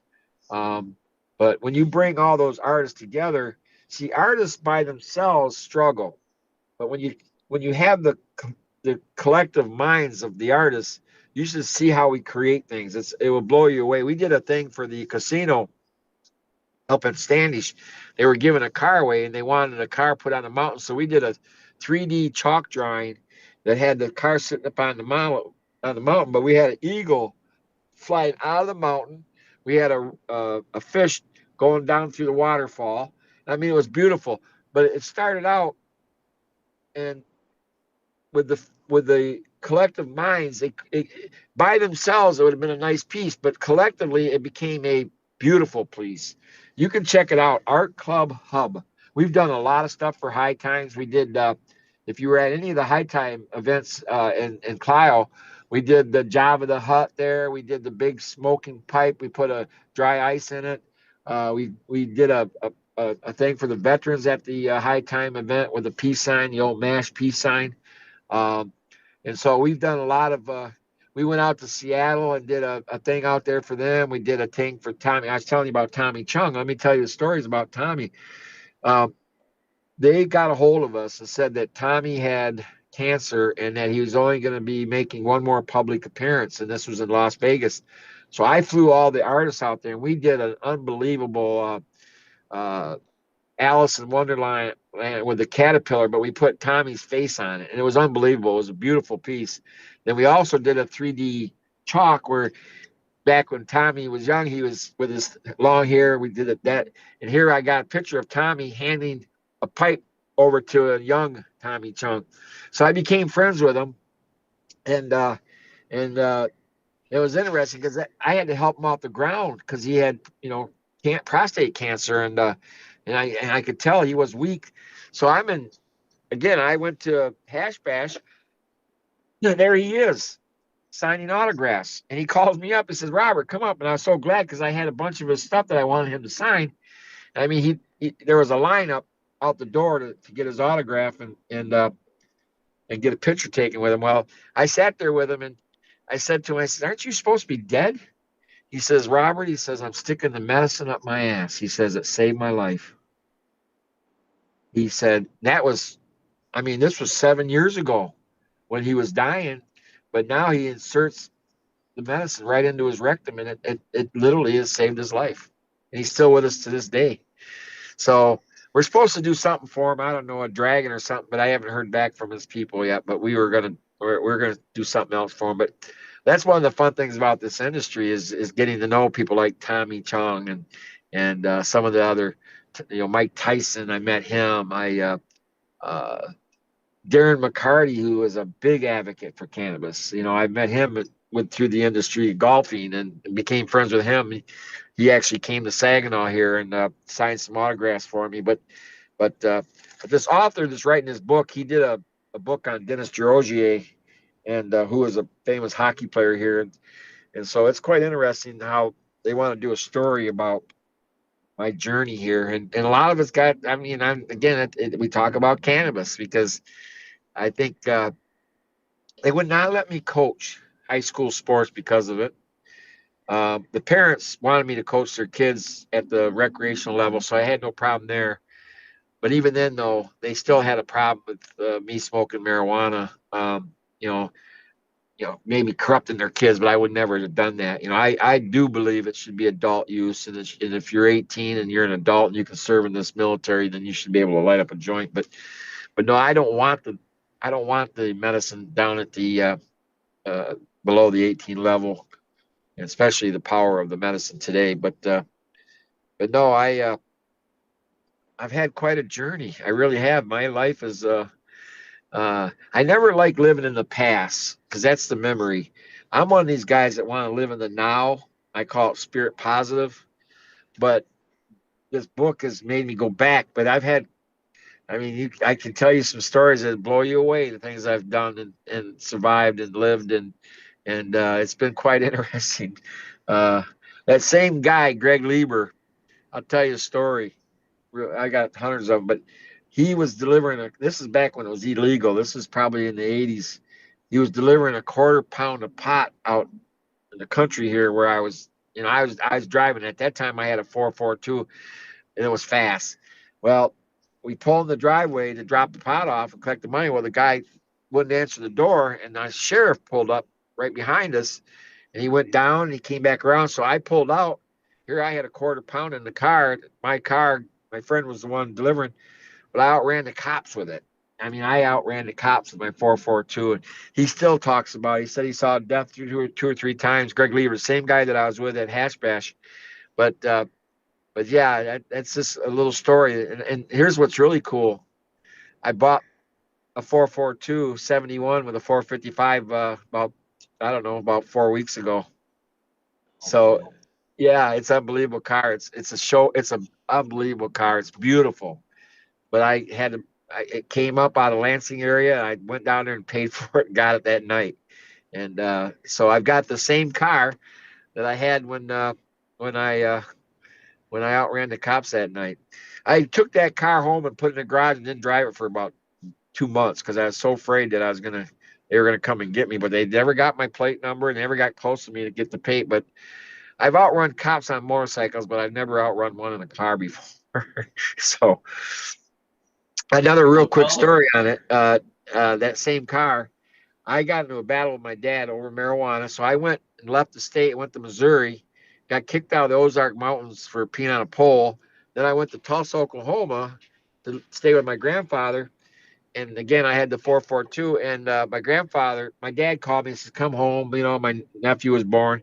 So I was in Tulsa, Oklahoma, and my grandfather bought me all brand new Michelins for my car. Gas was 35 cents a gallon. That I remember. And I literally made it from Tulsa, Oklahoma to Springfield, Missouri, over 300 miles in 3 hours. And yeah, I went over 100 miles an hour the whole way. And I stopped, got gas, 35 cents a gallon. What was really funny, I was at my aunt, she had a case dealership in Missouri, and I'm sitting in her office, and my grandpa says, well, Robert should be there about 6 o'clock. And she goes, well, no, he's here right now. He says, no, he just left at noon. He can't be there. It's a 6 hour drive. No, he's here. I got on the phone. Boy, Gramps, I sure like those tires you got me. But I actually cannonball run before Burt Reynolds ever did. So it's just, but I love that 442. And I sold it when I had my daughter. I got out of racing and grew up a little bit, sold it, but then I had to go buy me another one. So I went and bought me a 442 here. It's probably been 2 months. It's a beautiful car though, Eagle. It's beautiful. It's just a beautiful What car. color? What color? It's orange and black, chrome. I mean, it's a show car. It really is. It's just a beautiful car. I'll send you a picture. Again, I don't think it's on the robertzelli.com, but no, it's really nice. I took it to the sand sculpting today. It drew a lot of attention. It's a magnet for women too. I'm telling you, the women love it. They just love it. So, uh, but it's a fun car. I everybody, I could sell it right now for probably 10 grand more than I paid for it. But my son says, no, no, no, Dad, that's a car that I want too. And when I'm done with it, so it's actually sits in his garage. But yeah, like I said, I race cars, I've raced motorcycles, snowmobiles, and I'm still here, which is to me, I've had angels protecting me. I can tell you that, angel, Eagle. So I'm here for a reason. So I figured God's got uses for me for something here. So Sounds like you've had a super great life, for it really sure. has been. It's been an adventure. It really has. 71 years. And the way I look at it, Eagle, is that I've had 71 really interesting springs. A lot of fun. Don't get me wrong. Out of 71 springs, there's you have a few days that you have things. This is going on my 71st summer. I'm really looking forward to my 71st fall because the Detroit Lions are going to win the Super Bowl. And by the way, that's something I want to see in my lifetime. And then I froze my ass off 71 years here in Michigan. So, uh, so yeah, I look at things a little different. Fall's my favorite season because I just love the changing of the trees, the colors, the smelling of the burning leaves, fall air, the football season, and then. But boy, I've had some great summers. I mean, I've actually, like I said, uh, it's been a very interesting journey.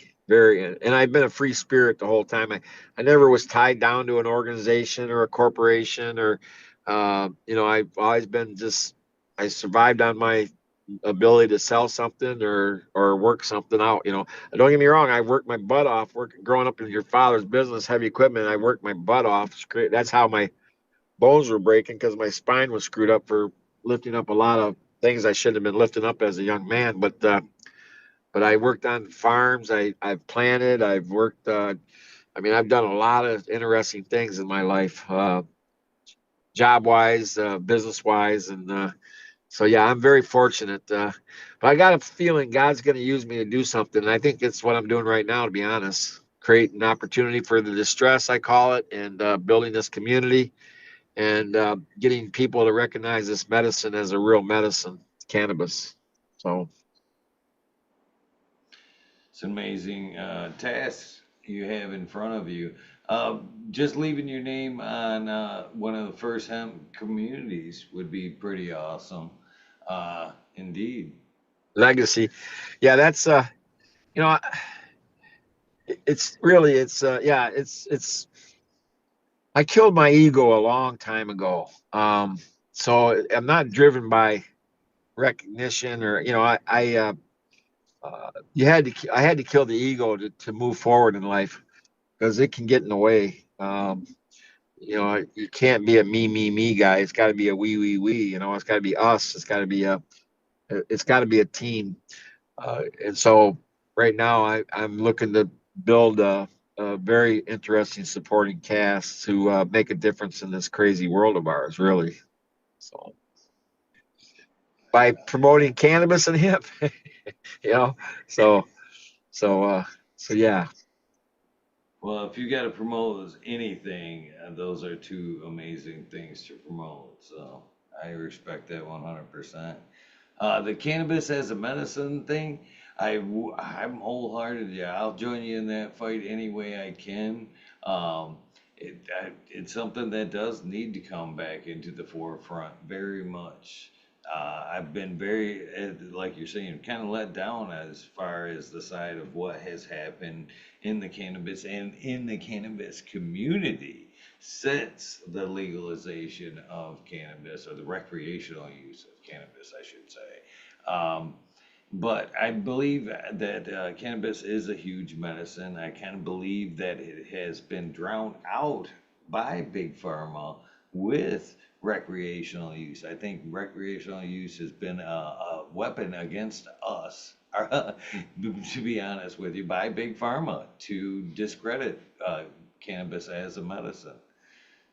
It has. There's really for probably 30 years of my life, big pharma was my enemy, and they still are. But but um, and you're right. How do we overcome that? Because money seems to drive it, and these politicians are all in bed with them. And um, but we're gonna do it though. We're gonna do it because I think the timing's right now. We've gotten older. Like I said, 71. At my age, I still need the lotions and I still need I take my CBD every day. A couple drops, 1,500 milligrams, helps me with my stress, anxiety. It just gives me a better outlet. And then of course I gotta take a little toke off my little hash here every once in a while, or light up a Dubois, and it just levels me out, really opens up the creativity mind. And so, but yeah, uh, we've got it. I think if we stay focused on medicine, I don't think that. Matter of fact, I have talked to a lot of politicians and police. I fought for the state police post when I fought in the ring. They even believe the same thing. If we just stay focused on medicine, they'll leave us alone. When we start selling it to the masses and the kids, that's when there's an issue. And so yeah, I'm with you 100%. We've got to stay focused on the medicine, and I think get it in the research. We need to put together a pretty good team of people to go start getting these. For years they used the excuse they couldn't do it because it was Schedule 1. Well, now that's Schedule 3, that means they can do research. So we just got to get the universities to do it. You know, if you think about it though, Eagle, they make a lot of money on the chemo crap. All the cancer stuff that they do are if I think that's what's really, really stopping the new medicines from coming in. And we haven't even gone into there's some more new medicines that are coming out, vibration, sound. There's just a lot of neat plants out there we haven't even discovered that can heal. And so we got to get focused on good old American Mother Nature healing. So I think we um, got to drive that wagon, my friend. We just got to get it. We got to get it into these research people. So there was 3 state police guys in Lansing that were going to do this, and I should try to see if I can't find their numbers because they actually left the crime lab because what they were going to do is they were going to be able to tell you, for example, Blue Dream is good for arthritis. They were going to get specific on what strains are good for this ailment and that ailment. And I should follow up with that, see where they're at, see how they're doing. See, I had a guy, he was an amazing scientist, Dr. Curtis White. He's no longer with us. He was actually over in Greece trying to sell my nutrients for me. And on the way to Italy, he had a heart attack and he went into a Turkey's hospital and they sent him home and he died in the hotel room. But he had over 200 patents with Dow. He had an antimicrobial to deal with mold and bacteria. But he was against cannabis when I first met him. And he was very religious and he said his church wouldn't allow it. Then he came to me and he said he had a sister in Florida that was having all kind of issues. So I got her all this medicine and it literally helped him. So then he had another science guy out of Oregon that started really uh, doing different testing and doing different things. He became a big believer in it. Dr. White did. But he was against it because of his spiritual, or his, not spiritual, but his religious, because his church. But because being a scientist, he started studying the data. He started seeing how it helped people that had sleep problems that couldn't sleep, or people that lost their appetite. And so, as a scientist, he started really looking at it. And that's what we need to do, is we got to get the scientists to study the data and the benefits, and they're the ones that I think, can really drive it. First thing we could do, I think, in the next 2 years is we can get it approved at the VA level. I'm working really close with some powerful military people that if we can get it approved at the VA level, then we can then take it to the masses. And that's what we got to do because, veterans, we got 8 million veterans that are struggling out here and after they leave the service. And this is medicine to them, and it helps them with their PSTD or all the other elements they have, mental or physical, emotional. And so if we can get it approved as a prescription drug for the veterans to start out with, then from there we'll take it to the masses. I agree with you wholeheartedly. I have my reservation and concerns about that. 2008, when it became legal here in Michigan, I approached many veterans as potential patients because obviously it is a powerful medicine, and I believe the vets and any of the first responders, that should be one of the first things offered up to them as a medicine. You know what I mean?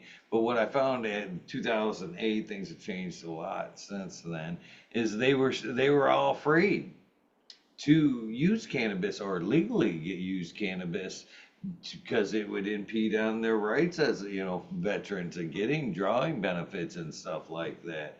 So to see where we are now with them offering it to vets and as a medicine is super awesome. One of my reservations in that is big pharma. Once we put it to that level, I'm afraid that big pharma or insurance. I had a conversation last episode with JC Green, and we discussed insurance covering cannabis. And my fears there were again that only certain strains or certain growers, probably big pharma grows, would only be approved, and it would be a repeating cycle there that we've tried to eliminate. You know what I mean? So far. So yes, I think it's super awesome that it's finally reached the level of vets, but I am still definitely afraid of big pharma sinking in this process. See, one of the things that why they hate Trump, because he's the one that started right to try. All right. He gave the veterans, told them, hey, if these medicines aren't working, go try something else. And what that meant is go try cannabis, go try something else. So the right to try law was written by Trump. And Nice. so a lot of people don't know this. They just hate him because he's a Republican. But he's the one that did right to try. And he's the one that really cleaned up the VA. I mean, he really did clean up the VA. The service of the VA was terrible, and he put a stamp that we are going to take care of our veterans. But the right to try was all because of Donald Trump. People don't even want to know that. The Schedule 3, Donald Trump. I've been fighting for 30 years to get it to Schedule 3 because I kept hearing every university, every researcher, oh, we can't do it. We can't do it. It's federal, federal. Banking industry, oh, we can't do it. We can't do it. It's federal, it's federal. Now 3 says you can do it. Schedule 3 says you can do it. And so the right to try and Schedule 3, those are two important pieces that we can, and by getting the VA to by the way, it's quite interesting. I took care of a World War, or he was a Korean veteran Marine for 25 years, and he was dying up in the hospital. So I was sneaking up medicine to him. I was taking because he was in Eaton, and I took him some edibles, and but the nurse said to me, she says, we can give him THC to help his appetite. This was a regular hospital. And I'm like, really? I said, I wouldn't have been sneaking it up here. I was taking cookies and brownies and gummies. And they're like, they told me to go prepare his funeral. Well, he lived 5 more years because he got his appetite back because of cannabis, because he wasn't eating. And it was kind of a sad situation. He had no living relatives. And so I felt obligated to help. I took care of him for 25 years. But he's quite an interesting guy. Val Morgan, his name was. He wrote a book on the parables of Jesus Christ, and he truly believed that he was a modern day prophet. He went up into the mountains and did LSD and found his identity. so but he was quite a character, Valda Morgan, and but he was a Marine, and so, but I, I was so scared that when I was taking up the stuff to him because it was in the thing there, and one day he confessed, he says, "Yeah, they asked Val, what's going on here? You're eating, you're gaining again." He said, "Well, my friend here has been bringing me up these cookies." I'm like, "Oh my God, I'm gonna get in trouble at the hospital." And then the nurse came out and said, "Hey, we could have gave him a THC capsule." Uh, but I did not know that hospitals can offer that. I did not know that. I did not know that either. So yeah, so they recognize that it helps with appetite. So because you gotta eat, your body needs fuel, instead of just so yeah. I've had a very this guy Valda Morgan. He, like I said, he was a modern day prophet, and he actually I got a story there if you're interested here.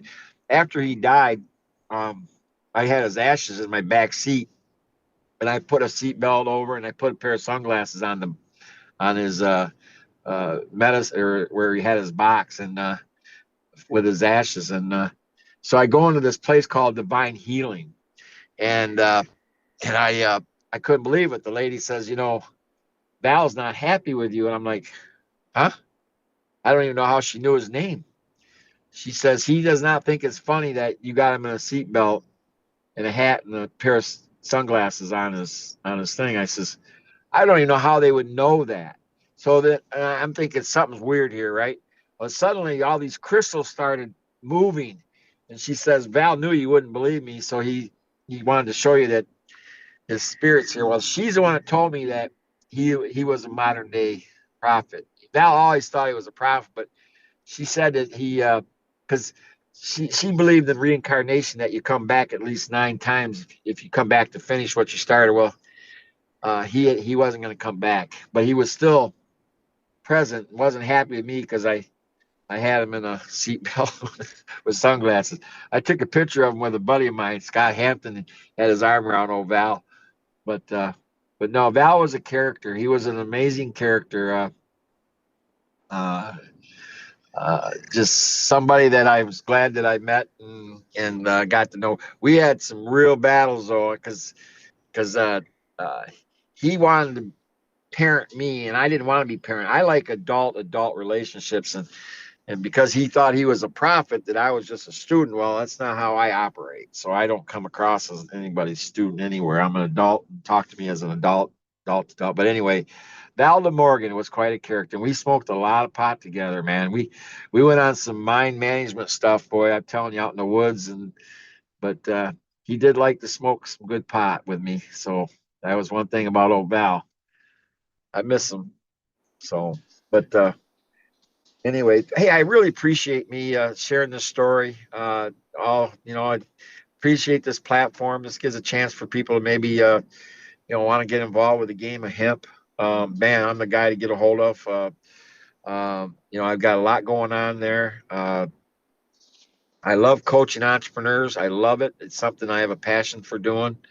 Um, Coaching to me is nothing more than just very simple. Uh, to inspire, to motivate. Encouragement is probably the greatest gift you can give anybody, as far as in the entrepreneur world, to encourage them to go attempt. So thanks for this opportunity. It's almost been 2 hours. We got 2 hours in there, Eagle. Grateful for it. Grateful for those 2 hours. Couple of things I'd like to do before we go. One, I'd like to get what I call the old school soundbite. Basically, my version and what I'm looking for would be, hey, this is Eagle, and I'm on fucking talking shit with Eagle, episode 857. You put whatever you want before or after that. I would greatly appreciate it. I'll use it for a commercial for this episode at some point. If you would, I would greatly appreciate it, and I would be ready for that. I do record this, so if you could give me that right. uh, It says this meeting is being recorded. yes, I record your soundbite, so I don't have to go back and clip it. Oh, okay. All right. Did you want me to close with something or say something, or what are you asking? I'm not sure, Eagle, what you're asking. Basically, yeah. What my example was, hey, this is Eagle, and I'm on fucking talking shit with Eagle, episode 857. Of course, you'd fill in the blank with this is Robert Zelle, and I'm on fucking talking shit with Eagle. You know what I mean? Make it your own, basically. Well, one of the things that the word fuck cracks me up, because you use that word. And matter of fact, I was gonna sit here and say, yeah, I fucking did this, I fucking did that, but I said no, I better not, because when we first talked about this, I was gonna play into your audience, play into your mantra of fucking Eagle, but no, I fucking appreciate this. I appreciate you. I appreciate what you're doing. Uh, uh, uh, I told you that people come together for a reason. I believe sometimes it's divine, sometimes it's to love, sometimes it's to learn, sometimes it's to teach. And I met you for a reason. And I do think this is the beginning of a long-term relationship, friendship. I think our minds together could have a lot of fun. It could we could generate a lot of enthusiasm. I don't know how your audience is gonna, like me or not like me, but I've learned a long time ago that I can't control what other people think. I can only control what I think. And so yeah, fucking heck, yeah, I appreciate. I don't use that word either, ego. But I wanted to do it just for you today, though. I appreciate it.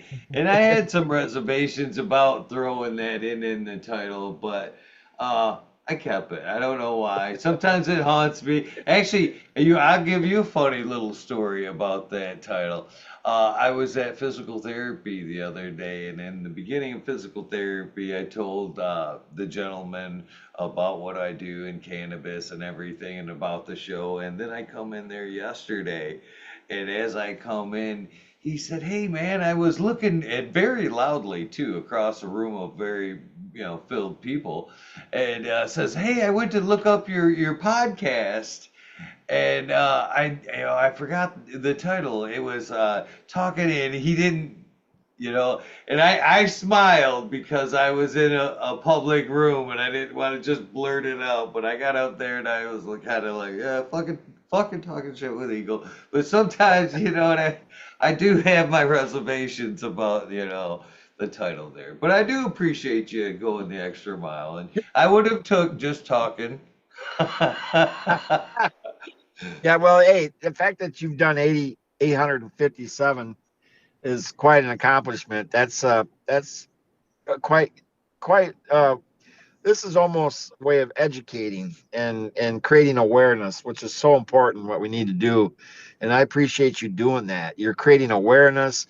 You're bringing, interesting characters to the table to talk, share things with. This is really good. I started a podcast and I found out how hard it was. I actually have a podcast called Right Turn, and I've recorded a lot. Right now it's looping, but I haven't gone back to it. I just haven't gone live like you're doing. I haven't done it. What I'm going to start to do though, is I started taping and recording 15-minute sections, because I thought, well, I'll talk 2 hours. 2 hours of talking. My gosh, it's a podcast. So how much can I talk about education or crime or entrepreneurship? So I'm going to change it a little bit as far as how I'm going to approach it. I'm going to Right Turn is something I've started. I'm going to keep it going, but I'm going to do simple 15-minute segments. I'm going to talk 15 minutes on medicine, for example, and the new medicine, the cannabis. Then I'll talk the next day. I may talk, the fact that the legal system is, they benefit from, the criminals and the crime that goes on in this industry. And I may talk about, hemp, maybe for, 20 different segments, because with hemp, there's so many things we can talk about. So I'm changing my platform a little bit. And if you could coach me in any way or help me in any way, um, I like this approach here where we have communication between us, and that's what I've always envisioned, because I want someone to tell me, not that I'm wrong, but maybe that there might be a better way in fixing our education system, or a better way in dealing with crime, um, or even an entrepreneurial idea. So yeah, hell yeah, I like what you got here. I like what you're doing. Like I said, I met you for a reason. Um, uh, the timing was right now, after you hurt your back. It was funny because I was sitting here and it was about 8:30. I goes, oh, I got to talk to Eagle tonight. So I actually came out to my car and I got the air conditioning going. I got you sitting right here, and I get to talk. I don't have to speak into a little box here. My car has this all fancy. I got my dad's Lincoln when he died, and so it's a 20 Lincoln. It's never had a car like this before. It's unbelievable.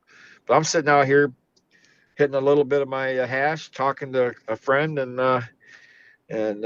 actually am very happy about what happened. I mean, 2 hours of conversation, and I know I probably talked more than I should have, but Mhm.